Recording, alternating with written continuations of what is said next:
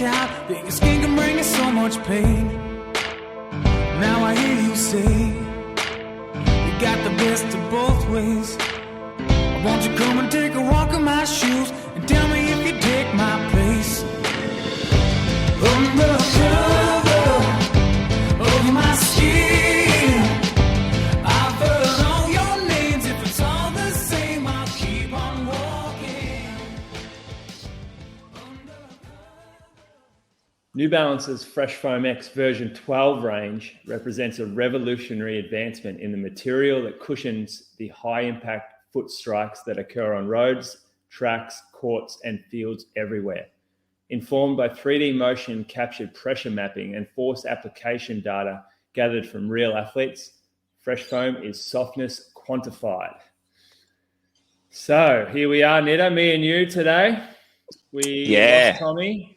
That's a shame, isn't it? I actually saw it. Tom sent me a little message on Strava saying this run's for you. It was a nice slow jog. And I told him I'd prefer him to be on the podcast. But no, Tom's got family commitments today. It's Anzac Day. And welcome to the Shoe Geeks Inside Running podcast. April edition, and joined by Julian. And we're going to talk about, bike parts today and bike maintenance. Oh, I did get a pair of bike shoes lately, actually. Did you? Yeah. So that's a different world, isn't it? People don't return those shoes back when they're a bit scuffed, do they? Nah, and I mean, bike shoes are tough because I don't know what I'm looking for in a bike shoe. I'm not sure what they're supposed to feel like. So it's a bit of a gamble. You got a mountain bike shoe, obviously, so that you walk around in between. Yeah. I needed it already. And that's something that I didn't think of. Like they sell the gravel bike shoes. They look a lot better, but they're not really expecting anyone to get off the bike and walk up steep, muddy inclines, which I've done a couple of times already. And it's not much fun doing that. And at the end of the ride, your shoes are so filthy, cluttered with mud. You can't get the cleats to click into the pedals. Stay on the bike if you can. When I first got a road shoe bike, someone recommended to get a mountain bike shoe first with a cleat just in case, because you just don't get used to walking in a cleat. They deteriorate fairly quickly. But they're pricey. They're expensive as well, those shoes. So I reckon I spent more on the bike shoe than I've ever spent on a running shoe.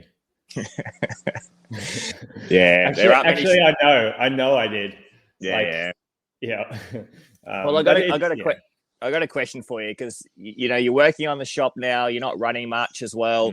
Does this change how you prescribe shoes a bit, Julian, in the shop, because you're getting a bit of a less feel for it, or do you think running in a shoe is useful for you to sell shoes as well, or what do you reckon? I'm getting more of a feel for fitting shoes because I'm doing it more often. And I think that's more important because I kind of know how shoes feel. If a new shoe comes in, like the Fresh Foam range that's just dropped 880, 1080 and 860, then I'll put them on, walk around. I will probably walk like 4K for the day in them around, like up and down the street, going to the post office, that kind of stuff. I'll jog across roads. I might not get the real nitty gritties of how they might feel at different paces, that kind of thing. But I can dial into the fit, and I can see how they react to different feet. So being on the shop floor, it just gives you way more touch and feel for how the shoe is working in a general population sense. And like durability wise, I used to love to be able to say, like, this shoe can go the distance, this shoe can't, but based on my own experience. Now it's a little tougher if I'm not putting Ks into them. Grip wise, maybe I'm not running in a bunch of different surfaces that I can comment on, but I feel like I can be a little more in tune with the customer and the shoes because I'm seeing more of it. And you're obviously on the shop front, but you're also seeing more shoes get released now. I know a lot were delayed. New Balance is obviously a brand that they've released, their stock standard line. There's updated versions for that now. I got to see that with Matt Spicer the other day, which was good to see the new drop. And I actually had to sample more V4 here as well, but I don't have it. Must have left it at work as well. So there's a couple shoes coming out, and you might be able to give us a bit more like insight into those shoes at the 1080. And I mean, I've got an 880 I've rolled through a couple of times. I'll touch briefly on that, but we'll review that next time as well when Tom's here. Yeah, so 860 was the first to drop. 860 is the traditional medial support shoe. Sits alongside the Bongo. I like it. I really like it, actually. It's compared to the previous version, got a little run of fresh. This is an old 880, actually. So it's I left the 860 at work. I've been working in it every day, and you can sort of see here, like, I feel silly showing a different shoe, but in the 860, the fresh foam area sits just above under the foot, and then there is just a firmer EVA sort of carrier or base to it. The 860 now owns the area of firm feeling support shoes. It's got a lot of integrity. It's a dense foam. Not everybody wants to sink into their shoe or have a spongy feel underneath. Sometimes it's much better for them to have a foam that doesn't give or doesn't allow the foot to sink laterally when they land, or if they've been in the shoe for 8 hours, it doesn't feel sloppy and flexible at the end of the day. Look, and the 860 has probably been that shoe for a bit of time now. A lot of other shoes have come and gone in that area. The previous 860, the major complaint we had, patients would come through would say that the upper was a bit flimsy. So while this had this great base of structural support and a lot of midsole that was firm, you'd see a lot of deviation off the upper, and even in a big body mass person. But that's definitely changed now in the updated version, hasn't it? The new one, like, we have it in 2 widths, so it covers off both bases. And a shoe is good if you're carrying it in 2 widths. That's the sign that you like the shoe. So a higher mass individual will appreciate having firmness. Like the trend of super soft, spongy shoes at the moment is creating a real gap in the market for firmness. And like, maybe a year ago, we would laugh at the thought of bringing back a shoe from 5 years ago. But right now, I think we could use it. We could use like a firm feeling Asics Cumulus, or a firm feeling New Balance 880 V9, something like that. And in the support category, maybe like what could we, an old 2000. Or a Brooks Adrenaline 18. Shoes like that. Shoes that have guts, who will hold up to a lot of force. And look, you mentioned the 880 V9. That was arguably one of the most stable neutral shoes, and it got the facelift in the 10th version, had the fresh foam midsole, which people probably found the shoe more fun, no doubt. And I'm not sure if it had more sales. And obviously now the 12th version has even more fun in the actual midsole as well. So obviously it's softer, it's more compliant with fresh foam. It's got fuel cell in the forefoot. My initial thoughts are the geometry of the shoe is pretty much identical to what it's always been. But the shoe is a bit softer, but it has a lot of outsole on the shoe. And the outsole makes the shoe feel much firmer and much more stable. I'd argue probably doesn't need quite as much outsole there, but that's just me being a bit biased from actually preferring the soft, lovable shoes at the moment. But what about the 1080? Has there much changed in the 1080? A lot's changed in the 1080. So the 1080 is a different shoe now. We'll go through everything. We'll go through the 880 in detail next week. That's going to be our review shoe. But so I can show you the 1080 because it's here right now. It's got, for me, it's turned into more shoe. So I've got a list of things. Because I've written them all down because I sent this to our staff. So New Balance 1080 relevant information, and I don't want marketing information. The start, like we get obsessed with like reading marketing memos, that kind of shit. I actually want to know what's changed that's relevant. So the new heel counter is gone traditional. This was the complaint with V11, is that 1 out of every 5 people adored it. The other 4 took it off pretty much as soon as they put it on the shop floor. And I mean, we got given a pair. I battled with it. I tried, I persisted. I liked the feel underfoot, but I couldn't get this to work for me. So that's a change. And it's a change for the better. A lot more sort of customers enjoying that. No one really comments on the heel now when they put it on, which is a good thing. Wider rear foot platform. So you can see through the back here, we have a broader surface area hitting the deck. It's less rocketed, so it's more stable. Now, this is going to be more generous, more forgiving for a rear foot striker or someone towards the end of the long run that finds himself shuffling along, landing through the back of the shoe. You're going to be more stable there. It's flared, more margin for error. I think that's that's your line, Nitta. More margin for error. Hypernet upper. So the last one was pretty flimsy. Like a good test of this is to put your fingers in and sort of press to see what happens when you put force on the side of the shoe. The last one probably was a little bit too flexible. Felt like a sock, which is a good thing. You get on a fire road or down a hill or anything like that, and all of a sudden you fall off the shoe. So this is thicker. It's more reinforced. You can see it's stronger around the borders of the shoe. That holds the foot in better. It's also very long fit.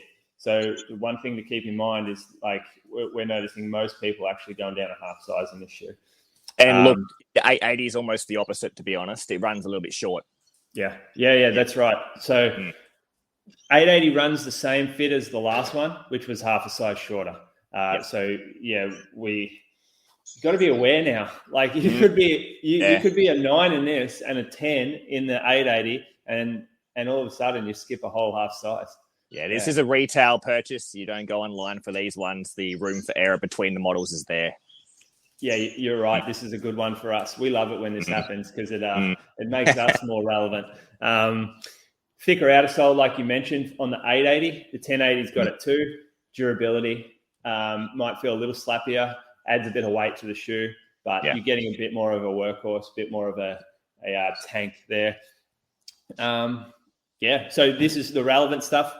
Fits longer, wider, more volume than V11. More guts, less poppy, but more solid underfoot, less rocketed, so more stable. And I remember we got showed this by our old rep a long time ago now, probably 12 months nearly. And we saw this in the 880 next to each other. And I thought, the 1080 is going to start stealing some market share from 880. Just with how solid it is, with how stable the back platform is. And then with 880 going a little softer through the rear foot, this to me is making more sense for what's the retail at? 260. So there is more price. So 880 is 220. So you've got $40 difference there. Good. More stable, less fun. Suit a higher BMI customer. Relevant for walking as well as running now with that rear foot platform and sort of maybe more guts to the shoe. That's 1080. We're doing well with it already. Better than the last one. Good. 860 though, like to me, that's the shoe that I've been working in because when this came in, I started working in it just to get a feel. I like the cushion. And I found myself sinking too much over the course of the day, and I felt it kind of get a little sloppy underfoot. And since I've been working in the 860, I feel so much more stable. Like I get to the end of the day and I'm still just where my feet should be in a shoe. Yeah, that's interesting. Yeah, that's the walk as well. Like, I mean, if you've got a really soft heel counter and you've got a really soft foam in the rear foot, by the end of the day, you can emphasize pushing down on that, not returning quite as much. The new 880 is definitely softer in the heel. I don't feel that part of it when I'm running, but when I'm walking, I notice it a lot. So that shoe probably will become a little bit. I still think it'll sell to the same consumer. I'm not sure how dramatic. I've got sample shoes left here from the New Balance rep last time, and I've got the pink one off the 880, and it's the one people comment on the most aesthetically. So it's interesting. It seems to be New Balance, I'd say arguably 3 or 4 years ago, didn't make the prettiest shoes, but I reckon their designs at the moment look a bit nicer than previous as well. So for sure. Okay. Speaking of firm, I know I touched on this briefly last time as well. I was given some of the on-range. I know you guys have been receiving it. This is the Cloud Stratus, which I think, dare I say, is probably their biggest selling shoe, their most fundamental shoe. You can see it's got like, their essentially whole system to try and create cushioning. It's an EVA midsole. You can see this large segmentation through the rear part of the foot all the way through the midfoot and underneath the speed board to try and stiffen it up in the sagittal plane. In the forefoot, you don't see as much segmentation. So if you're striking the forefoot through here, you don't feel the pods individually as much. The first time I tried an on shoe on might have been 3 or 4 years ago, I reckon. And that was the one thing I noticed. Like, you'd feel each individual pod, and that didn't feel fun. It didn't feel as stable as well. So dare I say they're moving away from that system a little bit, and they're trying to build more traditional segmentation in the shoe.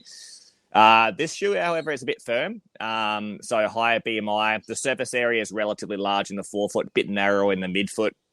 The lacing system you can see is a bit unique. I'm not sure if they've got a particular name for this lacing system by any means, but it seems to be aesthetic. But it does lock down the foot pretty well. I've got their trail equivalent to the Stratus, which is called the Cloud Ultra. I've worn it a couple times. That's the firmest shoe I own. So it's stiff. The upper's a bit narrow. They got this little plug on the forefoot through here to try and adjust the lacing. So it's hypothetically, when you go for a long run or an ultra event, your foot swells, you can release this and try and make it a little bit broader. So, I mean, have you used that? My foot's pretty narrow, but no. But yeah, so I guess it makes sense. It does make the shoe feel like it's got a bit more upper space in it, but it doesn't make the shoe wider, so to speak. Same system as well, firmer EVA midsole. These run off around about a 6 to 8 mil pitch. You can tell that it's quite in between, so it feels more like a traditional Saucony Triumph type heel pitch. And this is the Monster. So this is the third one through here. Once again, huge segmentation off the rear foot, and the forefoot has this single segment through here. You can definitely feel the individual pods a touch more on the shoe because the foam is so much more compliant and so soft, and the shoe is quite flexible. So it falls into that high stack cushion type shoe.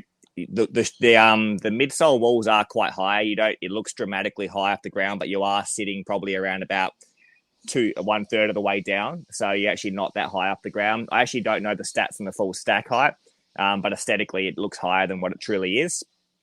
The foam has to be a lower durometer of EVA. It's the only on shoe that I've worn that feels soft. And for you, Julian, you've walked in it a bit as well. I guess if you hit the rear foot, because there's a large segmentation like division between the actual foam and the speed board, which sits close to the sock liner of the shoe, it does feel pretty unstable in the rear foot. It doesn't feel as unstable in the forefoot.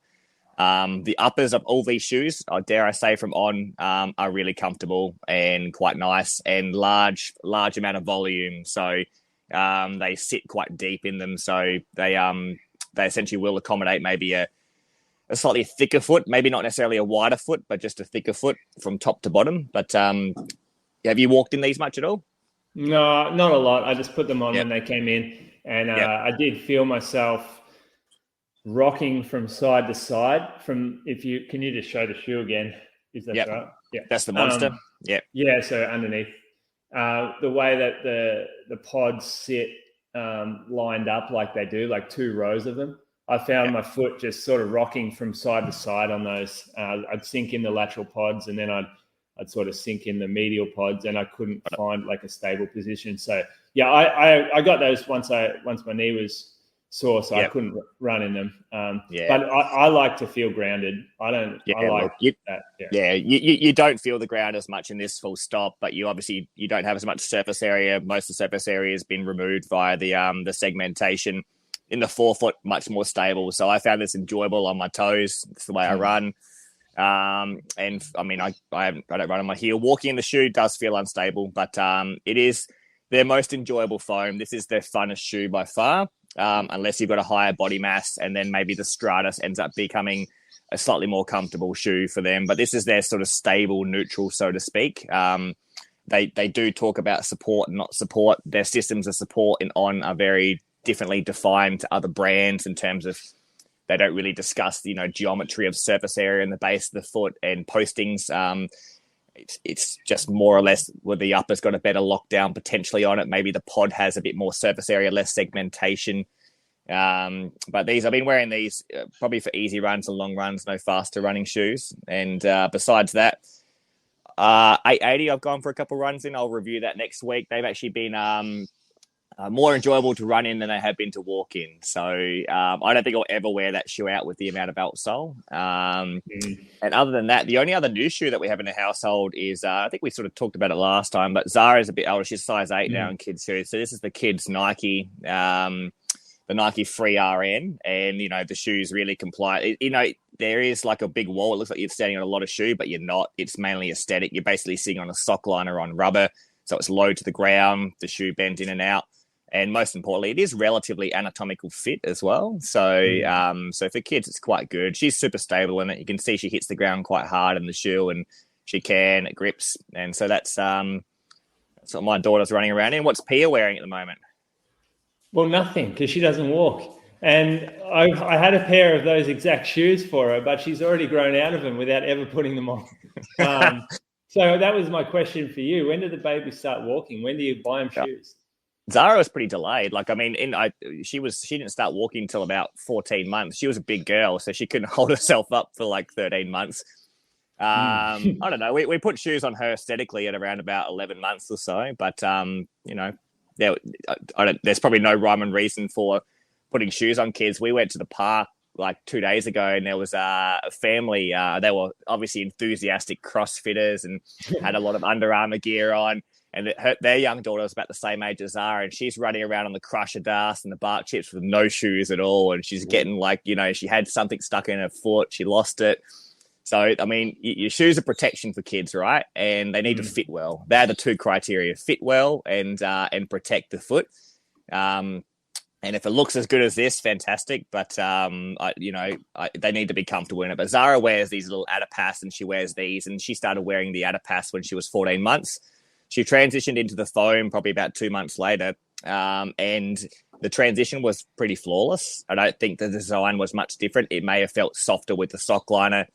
But she was straight into them. So if I put her into a kid's New Balance shoe or an Asics, that's sort of got a bit more of a pitch to it, a bit heavier, it might be a bit of a transition period, but we haven't done that yet. So we will at some stage, no doubt. And does she give you some sort of feedback, or can you tell if she likes the shoe or not?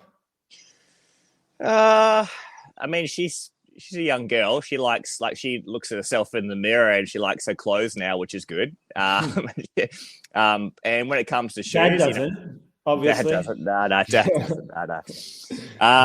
And she knows they're pink. She knows they're black.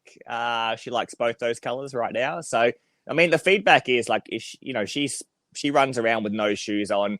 She's pretty good, unless the surface is pretty she hates things being stuck in her foot. Like if there's one piece of dirt on the ground, she'll get pretty frustrated that it's not super clean. So the same thing with things getting stuck on her foot. So she doesn't mind things being stuck to the shoe, but if it's stuck to her foot, she hates it. So currently shoes are really important for her. Otherwise she keeps getting irritated by things stuck on her foot. So yeah, so shoes and socks, the feedback is if it's on, she can run more basically. So right now, shoes seem to be very useful. And I know other kids have sensitivity issues in relation to putting shoes on, but this is quite big. Like this is an 8. We put her into it. She had a 7 previously, and she was right at the end. And the one thing I'm mindful of kids is making sure they've got good length in the shoe. It can be a little bit longer. They seem to be stable. They solve the puzzle. Like if the shoe's too big, they start walking over the ground, like lifting their leg up and putting it in. But when the shoe fits pretty well, they run pretty flat to the ground, and they feel pretty confident as well. So, what's the sign if the shoe's too small? Yeah, I mean, you probably don't know about that too much, to be honest. Like, I'm assuming they're curling their toes in the shoe. I don't think that's why you need to make sure that it is fitted. And I think they probably won't tell you as much whether it's small compared to you'll see a gait change more when it's large.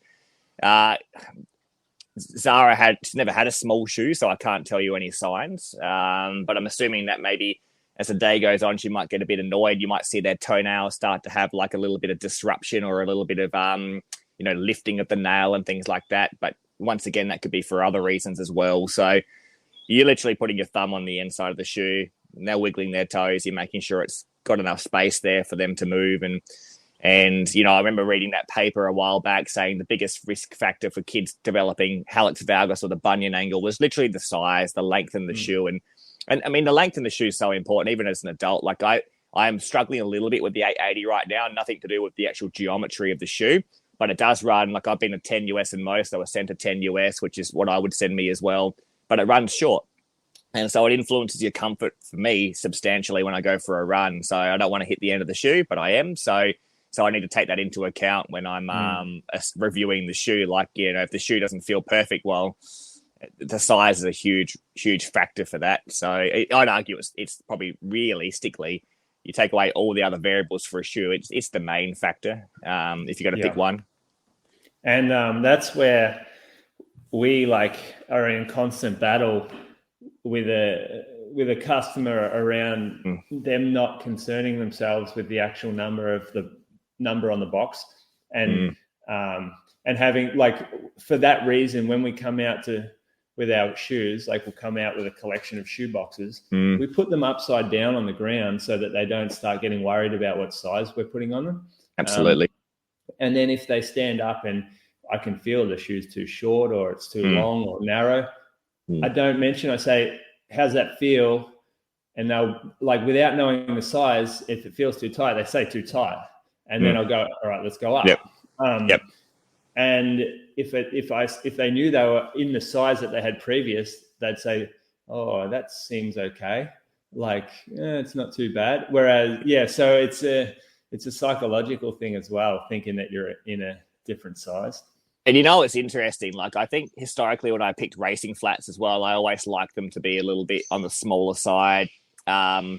And as I'm getting older, I'm sort of liking the racing flat to fit a bit nicer now as well. Even have a bit more space in the racing flat, whether it's because the workouts are a bit longer now. But I remember wearing an Adios, or a, a wave hitter Garmin and making sure that my toe was right at the end. So, but, I have a shoe that's a little bit longer.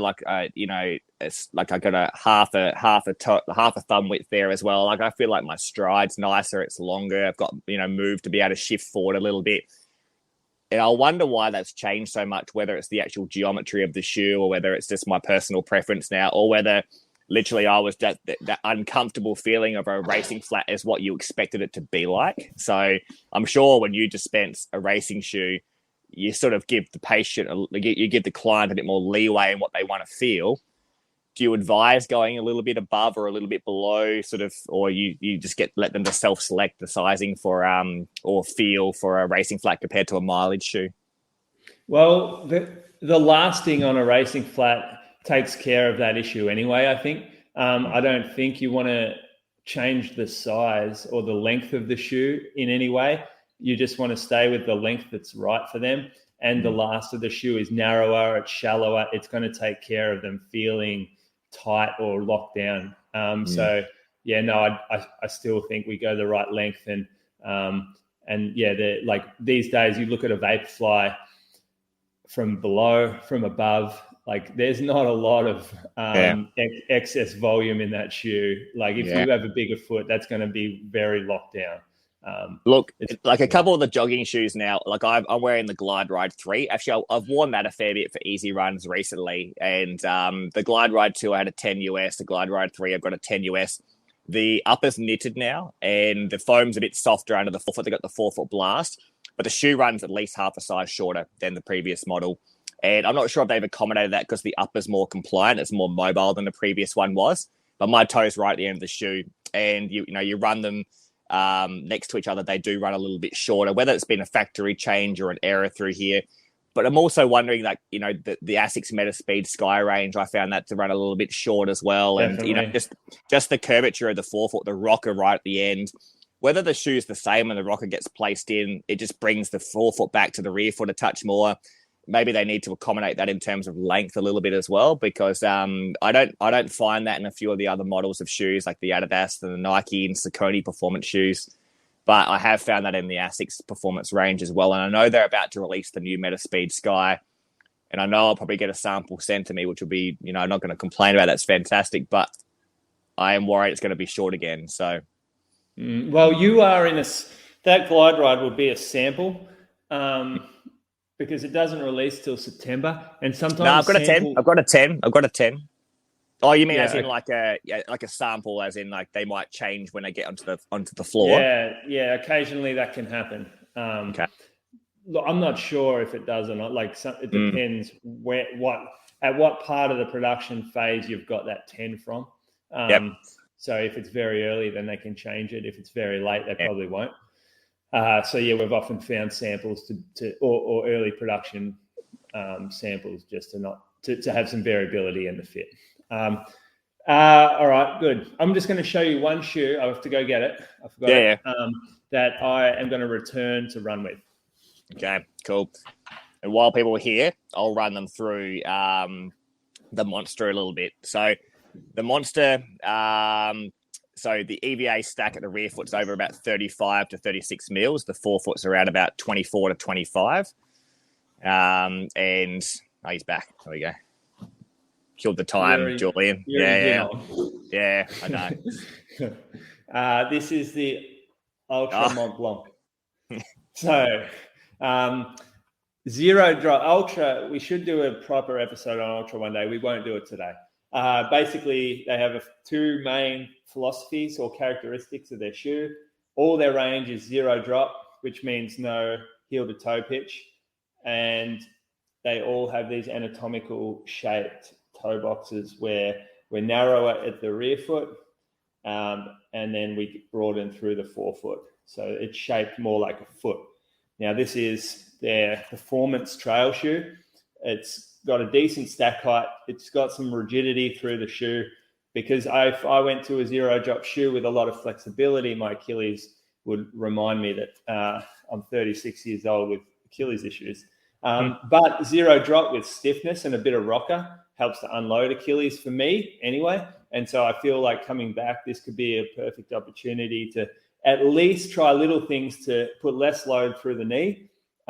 Still in a fun shoe, because this shoe underneath, it feels amazing. There's this Ego Max midsole is bouncy, poppy. And is it traditional EVA midsole? Well, I don't know the specs on it. It's definitely nothing outside of it's not TPU and it's not PIBA. So what else is there? It's EVA. It's just there's blends out there now. Like not all EVAs. You can the 860 is an EVA. The Fresh Foam is the 1080 is an EVA, but they feel totally different. So, but yeah, it's a lighter weight upper. The only thing is it's pretty slippy in the heel. The heel cup's not great. I have to kind of lace lock, but then when you lace lock, there's not much protection. The tongue's really thin, and so I get pressure on the top of my foot. So the fit's not like spot on for me. Whether I can tolerate that when I get up to some more mileage, we'll see.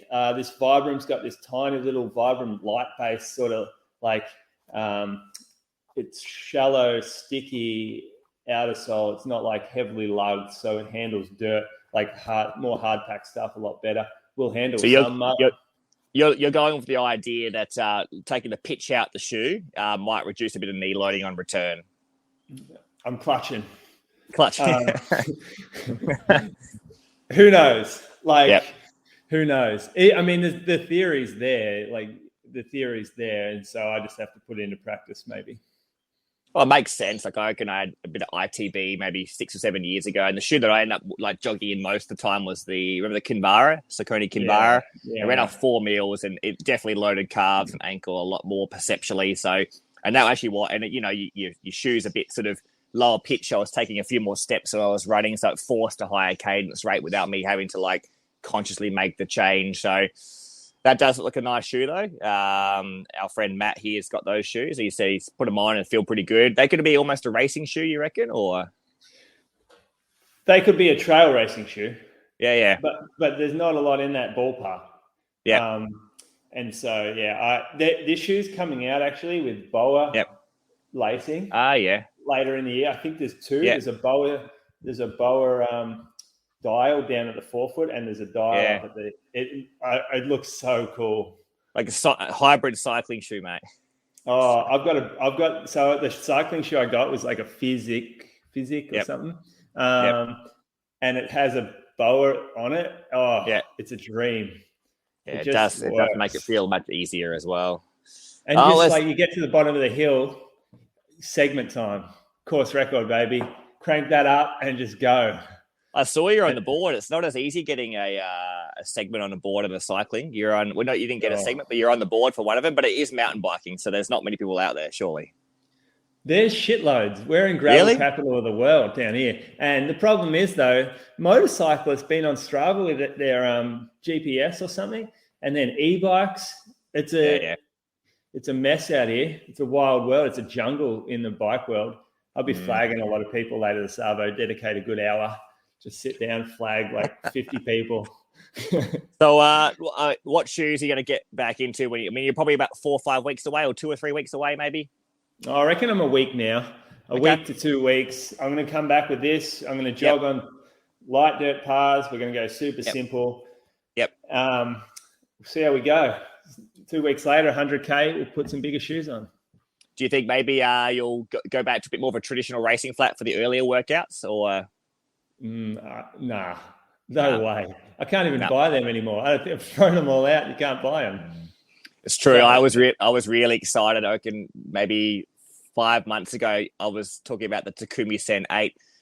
And now I've got to a point where I've had slightly sore calves on return back into workouts. I just can't see myself putting them on yet because I'm just too soft for them as well. So I might need to start throwing some strides in some of those shoes traditionally and see if I can get myself back into them. But they are hard to find, and I don't know if you guys got the Streak Fly coming out soon as well. I'm interested to see how much uptake you get of the Streak Fly, which obviously had a lot of media to it, and but once again feels like it's probably not going to help you perform any better, but you might use it as a bit of a training tool, perhaps. And that might be a good one for you, perhaps, on returning to load. That's a good call. I like that. I wasn't even considering it because I thought, why bother when you can wear a Vaporfly? But this is a good reason. I got a quick listen of question for you. Cool. All right. So Simon said, I got a start the other day, ran a hills trails, and I got a blister on the side, big toe up. What should I do about that? How do I manage this blister? Yeah, right. So it's preventing a blister and then manage it when you've got it. It's probably two different things. So once you've got the blister through there, like you're trying to identify if maybe there was a variable that was different, whether it was a shoe change. It's usually a side of shear or friction. And then another variable might be something as different as a weather change. Here in Adelaide, we have Cedar Bay in September, and I don't see heaps of blisters in the clinic, but every now and then we get a hot Cedar Bay 12-kilometer road race. And the next 2 weeks at the clinic, it's draining blisters and managing them. A lot of the times, I'll usually make a small incision, sterile incision, and drain the blister for pain relief, first of all. And then you'll apply your antiseptic and you'll dry it out. And if you're going for, you're running every single day, for example, you might be changing your shoe for terms of width to try and change the distribution of load on the base of the foot. If you've only got the one pair of shoes, you're trying to place something in the shoe to try and decrease the friction or shear. Things like Leukosilk you get from the chemist, that green canister, sort of is a bit like, slipperier, for example. You can get these, Engo pads. Sorry, go back. What was that again? Leukosilk's what I use from the chemist. It's like, you go to the chemist and you see these like different sports tapes, and every now and then you see this green canister sports tape. I don't have a sample, but you look it up, Leukosilk, and it's it's just a frictionless surface. And I put them on the sights of the sock liner of the shoe. So if it's like the plantar medial aspect of the foot, I'm assuming Simon's referring to the one that's on the inside part of the foot through here. Yeah, I usually take the sock liner out and place Leukosilk on the area of shear and stress, and that's usually enough to be able to reduce heat production at that area. Other options are like, you can use fleecy web, which is sort of the same type of product, but probably takes up too much space in the shoes sometimes, so it's not ideal. Otherwise, products like Body Glide and, non-petroleum based Vaselines, or Vaseline itself tends to work pretty well, but probably has a limited lifespan for half an hour to an hour before you need to reapply. And of course, there's microfiber socks or double layered socks can sometimes, some people are really prone to blisters, and those people are a bit tougher. You're almost trying to throw the kitchen sink at it and work out which variable works the best. Often on the medial aspect of the foot, how sometimes inside the shoe, there's like a little bit of a convexity to it. And that can sometimes cause pressure on the fifth, but also pressure on the first. Sometimes, you're manipulating the sock liner of the shoe so that you've got less pressure on that from that convexity shape. And that usually means the shoe was probably a little bit narrow as well if you're starting to get that effect. I get that on the Invincible. Because I must sink so much down in the middle of the shoe, it's created this sort of functional based convexity to it. And so I start getting a bit of a blister or heat on the first MPJ. And, so I just keep that shoe for less than 90 minutes, really. That's my rule of thumb. If I get a blister earlier, my skin's probably not quite tough enough. The beauty of having a bit of callus in that area, it sort of protects you a little bit to some extent. And then if it gets too big, it probably actually is a bit of a risk factor. So that's probably the way to look at it. In terms of managing it, you probably get someone to try and drain it, sterilize it, and then dry it out. But to try and prevent it, if you've got these sort of hot spots, you're trying to manipulate the stock liners or maybe use something external like stock and products. But you guys stock all that at like the running company as well, like Body Glide and different socks. And I know Stargan are meant to be a little bit more resilient to getting less blisters, but they have a blister guarantee on them. I think it comes down to the fit though. If you got a narrow foot and you put a Stargan on, you're creating more movement, and so sometimes movement's the problem, like friction. Like you said, like the more it's moving against something. Did you ever try the right stock? You would have stocked them years ago. Yeah, I remember it. We never stocked them, but I remember it. Yeah, they were like a true double layered sock, so the friction would occur like between the sock layers. That was the idea. But I found that I moved a bit in those socks as well, to be honest. So less comfortable. What about dressings for the wound? What sort of dressing? Yeah, so I usually use like a non-stick area on the actual blister, but a stick around the outside, but a non-stick sort of breathable dressing. So Primapores and the Primapore Hyperfix type stuff as well that has the non-stick site over the area tend to probably work the best. I think when you start adding in like your plastic Band-Aids, you create more moisture. And sometimes that's a bit of a confounder for actually getting a blister in the first place. So, realistically, that's probably all I use, to be honest. Like, once you've got a non-stick dressing over the blister, you've drained it, you've applied an antiseptic, then you're trying to remove the site of pressure, basically, or you're trying to decrease the shear at that particular site, which would probably be, using a tape and strip, but you're not normally running straight on a blister without covering it to some extent. Yep, gotcha. Gotcha. That's good advice. Do you get blisters? Occasionally do, yeah. Like I get them between the toes sometimes. I do get them on the inside of the big toe at the end. Yeah. I've had them on the heel. I got them with the what was the shoe that I was wearing the Craft Ultra Carbon. That gave me a real blister on the heel, and they can be nasty because any sort of heel counter will hit them for the next 7 days. Yeah, that's tricky. I still use, like, that's when I try and pad the area. So if it's in the central part of the heel, like I'll put padding adjacent to the area on either side. So just like create like a bit of a donut pad or something to offload the site and then lock the heel down. That's a good idea. Yeah. All right. Good question. Good stuff, Nitta. Thank you for that. What shoes are you going to wear this month? Mate, I'll wear the New Balance 880 a little bit more, probably for easy runs, etc. I'm back into about 2 workouts a week, so I might go back to 1 workout a week because I reckon that's risky for me. I don't know. Like I'm changing between wearing a Monster and an Invincible. Still my favorite shoe for like 30 to 60 minutes of jogging. And my long runs, I've been wearing I wore Invincible on Sunday for 90 minutes through the trails. So it goes pretty well when you're on fire track still. So I don't find much room for error in that shoe, to be honest. I find it pretty stable, even though it's not stable in terms of how soft it is.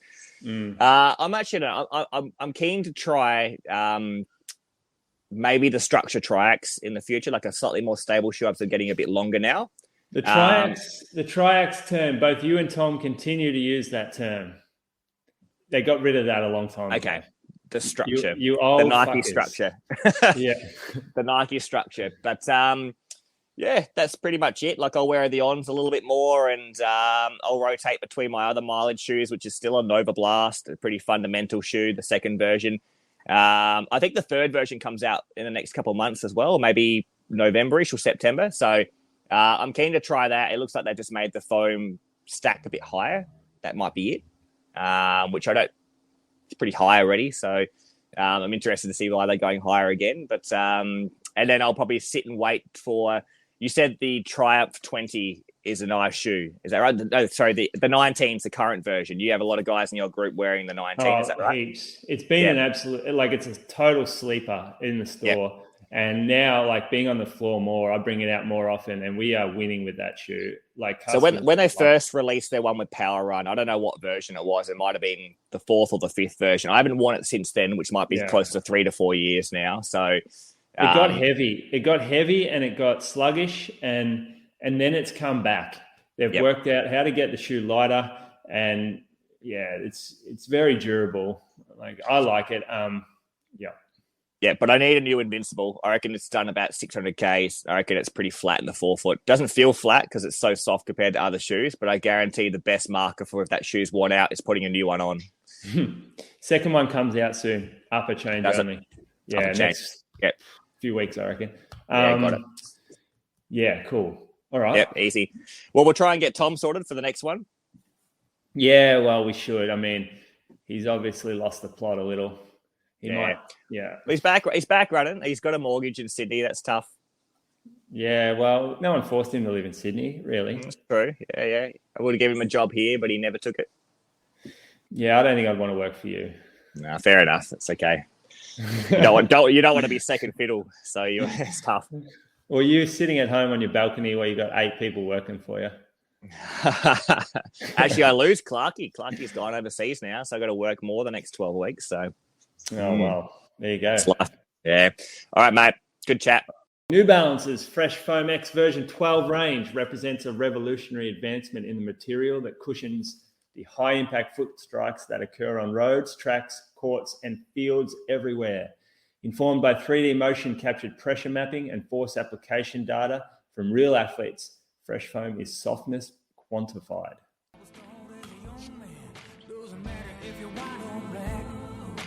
Just show love to everyone you meet. Doesn't matter if it don't come back.